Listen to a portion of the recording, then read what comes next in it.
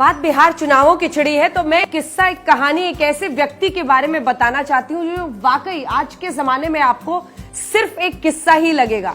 यकीन करना मुश्किल होगा कि कोई मुख्यमंत्री, और वो भी एक बार नहीं दो बार, दूसरे उप मुख्यमंत्री और 2 बार मुख्यमंत्री रहे एक ऐसे नेता की एक कहानी है जो रिक्शा पर चलते थे। जब उनका निधन हुआ तो पटना तो छोड़िए, अपने पैतृक गांव में उनके पास एक मकान नहीं था जो विरासत में वो किसी को देते।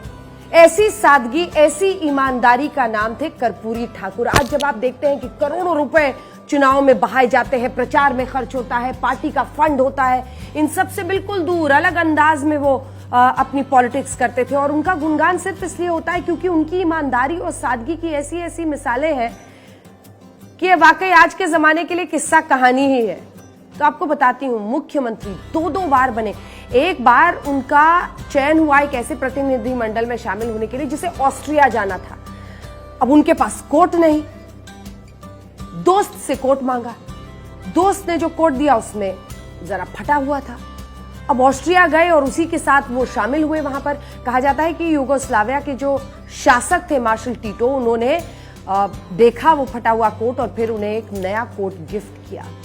ऐसी सादगी, ऐसा व्यक्तित्व।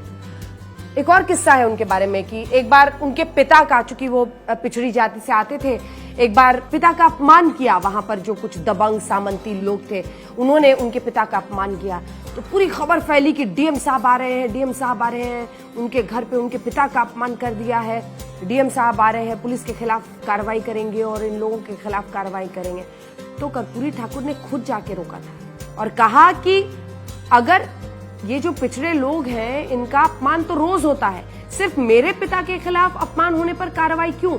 अगर पुलिस वाकई किसी का अपमान न होने दे, सख्त कार्रवाई करे तब बात हो। ऐसी सोच, ऐसी ईमानदारी, ऐसा व्यक्तित्व जिसकी वजह से कर्पूरी ठाकुर को अक्रॉस पार्टी जबरदस्त रेफरेंस है। देखिए, जेपी उनके गुरु थे, राम मनोहर लोहिया उनके गुरु थे। ऐसे लोग जो ये मानते थे गैर कांग्रेसवाद की राजनीति में एक अहम व्यक्तित्व, ऐसे तमाम लोग जो ये मानते थे कि भ्रष्टाचार से आगे इस देश को ले जाना है।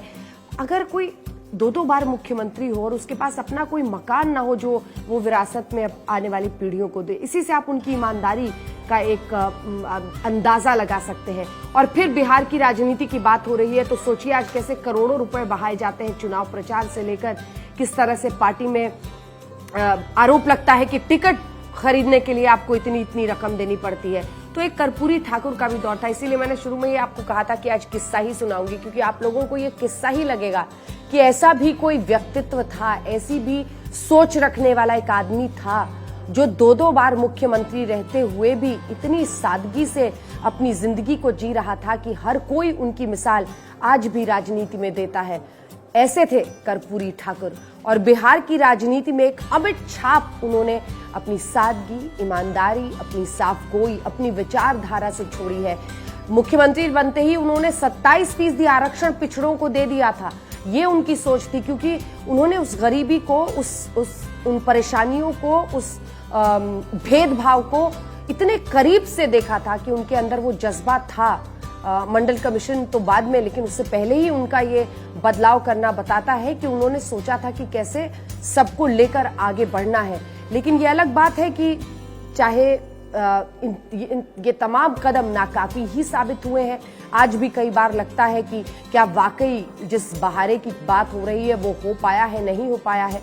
लेकिन इतना जरूर है कि कर्पूरी ठाकुर एक ऐसी मिसाल है जिनको कम से कम हम और आप किस्सा गोई के ही जरिए, बातों के ही जरिए याद जरूर करें, ताकि भ्रष्टाचार मुक्त, ईमानदारी वाली राजनीति की भी पहचान, उसका चेहरा बने कर्पूरी ठाकुर को कोई बिहार की राजनीति में भुला न सके।